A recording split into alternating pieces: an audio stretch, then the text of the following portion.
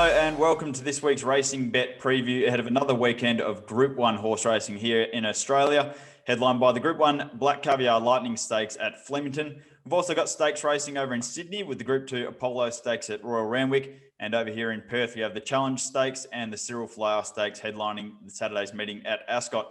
I'm your host Tim Geers, joined as I am every week by Trent Crebbin. We're brought to you by Bet Deluxe this week, serious betting for serious punters.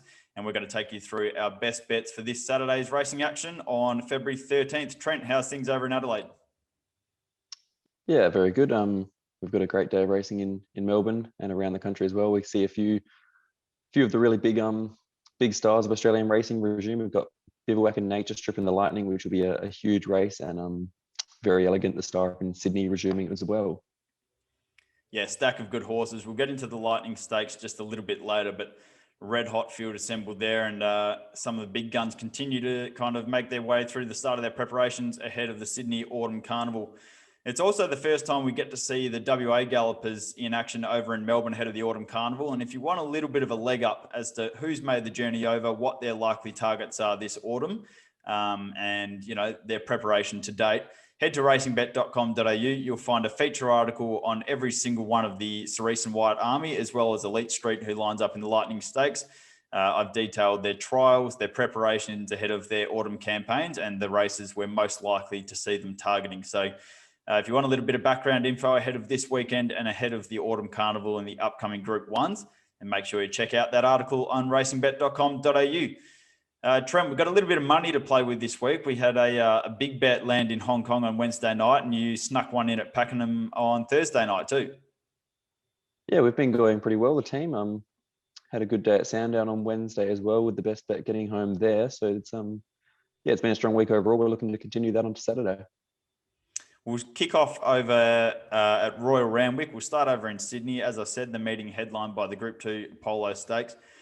I think this meeting is going to be really, weighing on how much rain falls. We've got a couple of mils predicted on Friday, and then we've got 8 to 20 mils predicted on Saturday.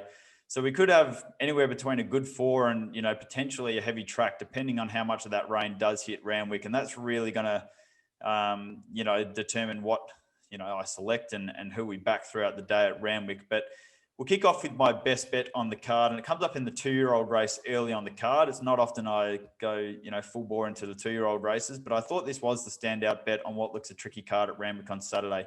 That's race number 2, horse number 1, Stay Inside. It's currently a $2.60 chance with Bet Deluxe.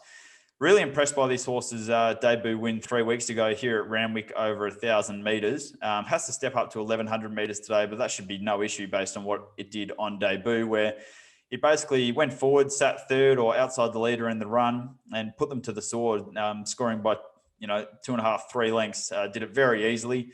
James McDonald jumps off the Chris Waller runners to jump on this horse today. 3 weeks between runs, I think, is a good move. Should be able to put itself up on speed from barrier 7. And if you go through the race and the field it faces here, I see no reason why it can't make a back-to-back wins for the Richard and Michael Friedman stable. So my best of the day is in the Piero Plate, race number 2 on the card, horse number 1, Stay Inside. Pretty keen at the $2.60 on offer. We'll get into my best value bet of the day in Sydney. I'm going to play a couple of horses in one of the middle races on the card. Race number 5. This is a race over the mile. And I'm keen on a couple of Chris Waller runners here. The first of those is horse number 3, Yonkers, which kind of didn't have much luck first up over 1,500 metres at Rosehill Gardens. It does have a good second up record with 5 starts for 2 wins and 2 minor placings. It's had 5 starts at the mile for 2 wins and 3 second placings, and it's placed in its only start here at Randwick. The range shouldn't really be much of an issue. It does have a reasonably good record on wet ground. We just need Huey Bowman to give us a good ride from barrier 8, and I see no reason why this horse at $15 can't be right in the finish. That's horse number 3, Yonkers. The other one I'm going to play into the race is his stablemate, which is number 7, Mohican Heights, one of the more interesting runners, not only in the race, but probably on the entire program at Randwick, should I say. This horse is first up from 22 weeks off the spell and has trialled just once leading into his Australian debut here. And I thought his trial was really good.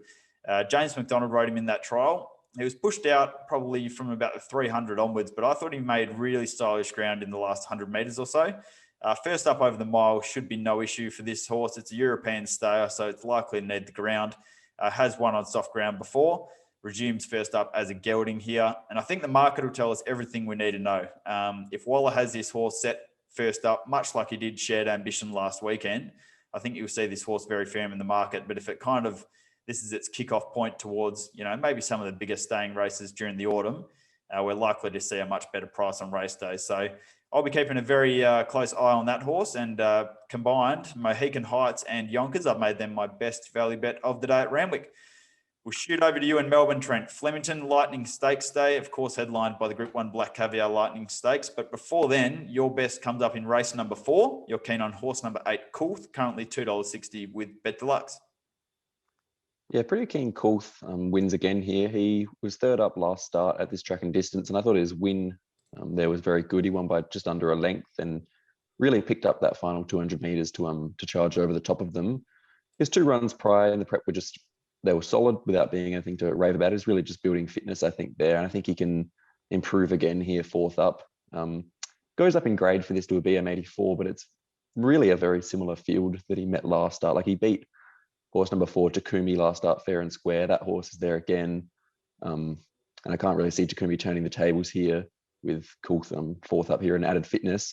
And he gets in only with half a kilo extra to counteract that kind of going up in grade there. So I thought he was a really good chance here. I thought $2.60 or so was more than fair price. I thought he would start a little bit shorter than that as well. I think he'll firm up a bit and start closer to 220 or so. And I think he looks really hard to beat again.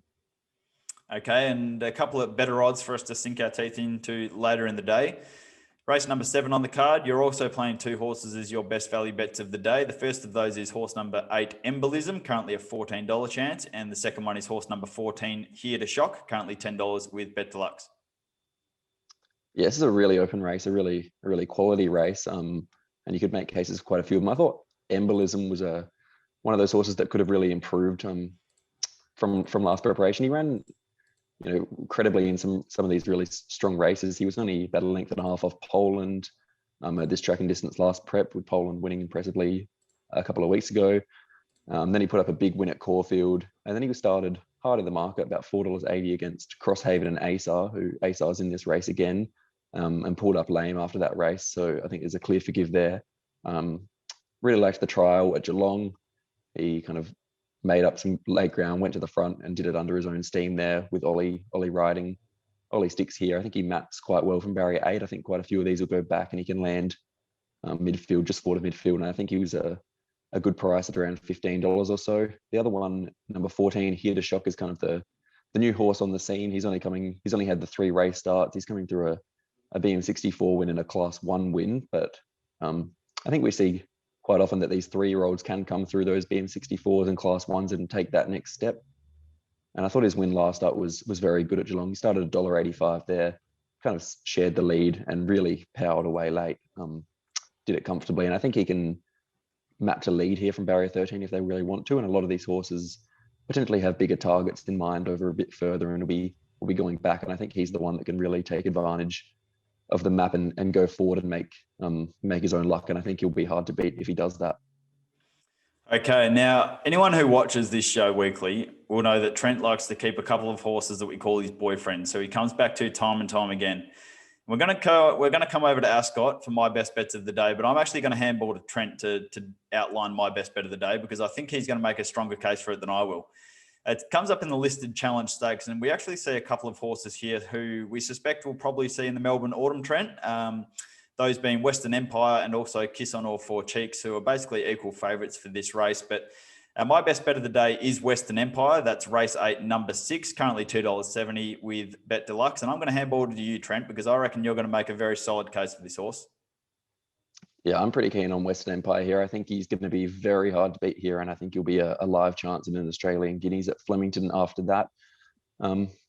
He broke the tag of Australia's best maiden last start at Bunbury. It was only a really average maiden there. He started at $1.30, one as expected, but it's his runs in the kind of 3-year-old series before that I thought made him the clear horse to beat here. His run in the Faritha of 1,400 meters was huge. He was 3 and 4 wide the trip there, no cover, kept coming, went down by a nose on the line to Callaroo. Then he went to the Guineas and he was just beaten by the barrier there, drew barrier 15, had to go back to absolute last in the field, made up a stack of late ground, was only just over a length and a half off Watch Me Dance, who got every favour there. And then the start after that, he started $2.30 or so in the market in the Listia Stakes.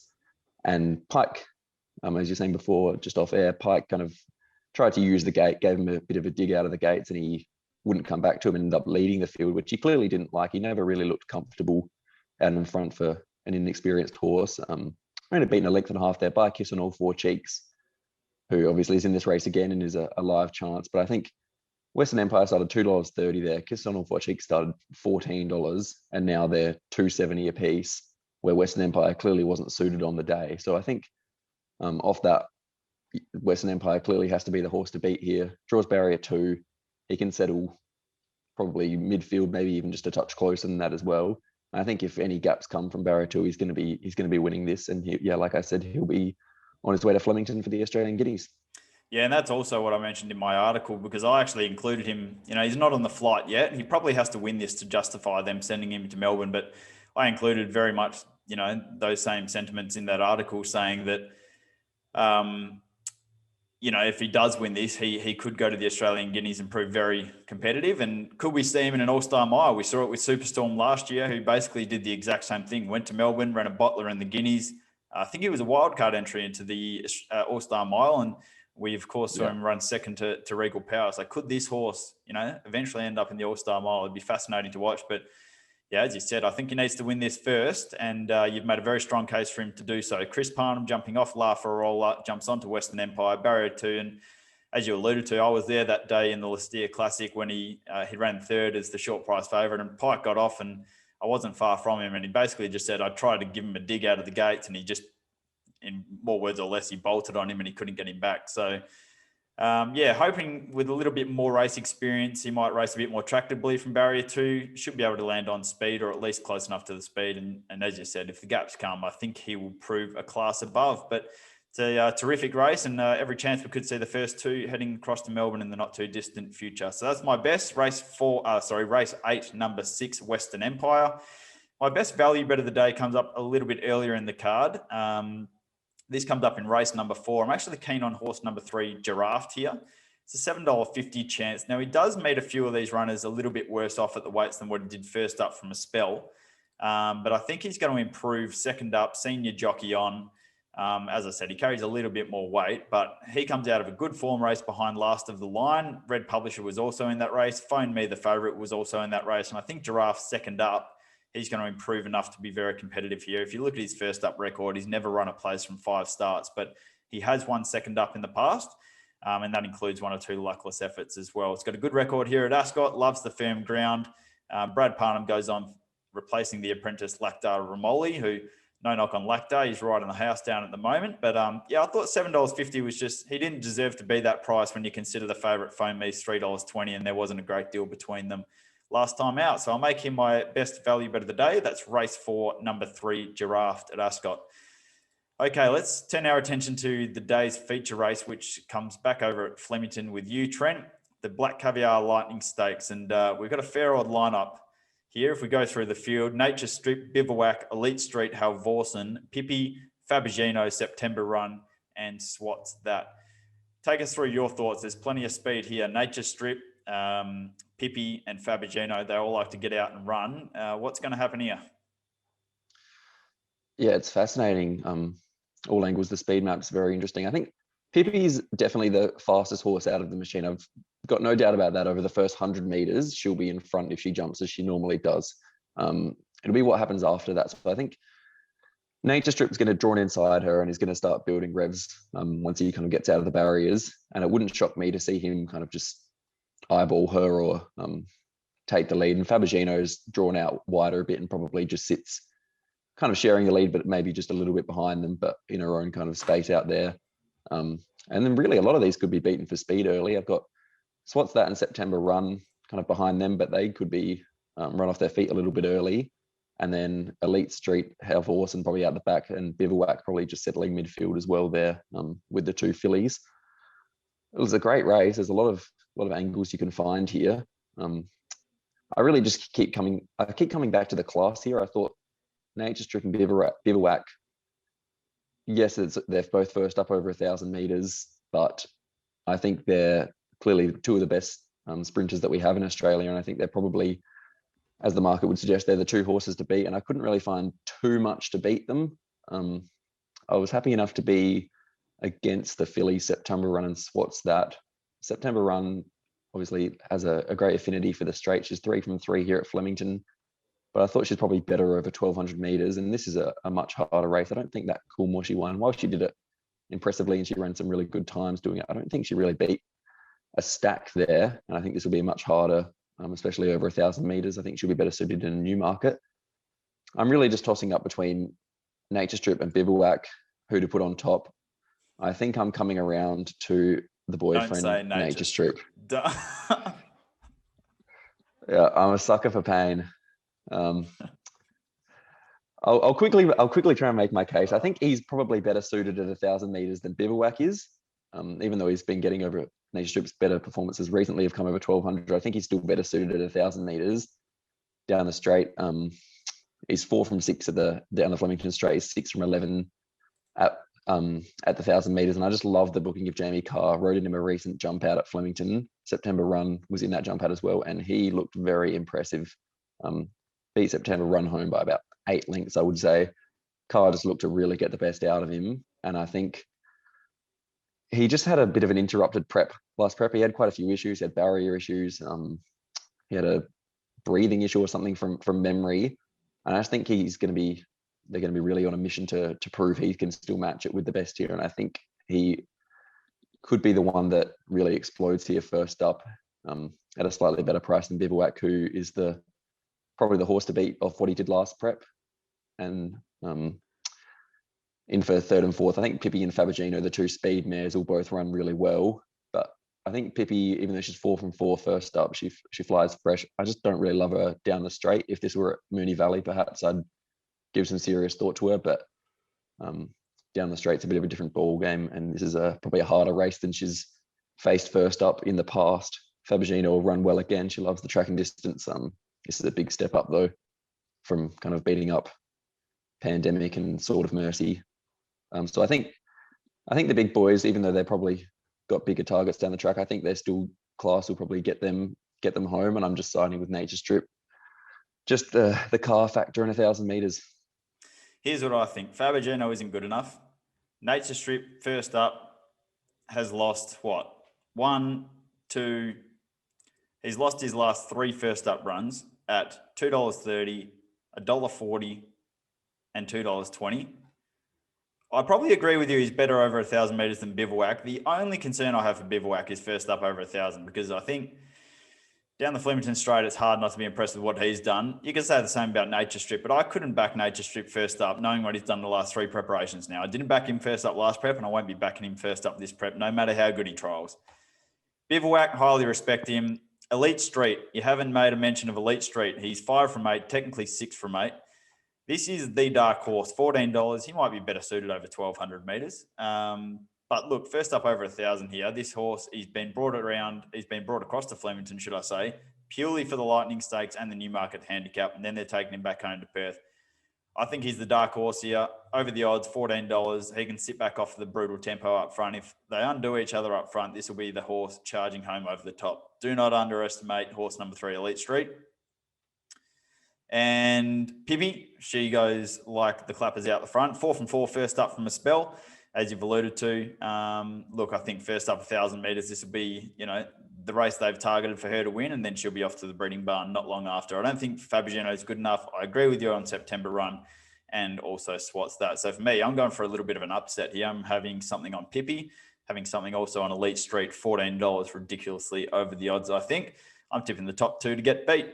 That's our assessment of the Group 1 Black Caviar Lightning Stakes and our best bets for Ascot, Flemington and Randwick. You can find all of our race-by-race previews for the weekend on racingbet.com.au. Trent will have a full race-by-race preview of Moonee Valley on Friday night. I'll be doing the Ascot and the Randwick cards. Josh will be covering Brisbane, and Trent, of course, will have his coverage of Flemington. Thanks for tuning in again. Best of luck this weekend. Hope you find plenty of winners, and we'll catch you next week on the RacingBet preview.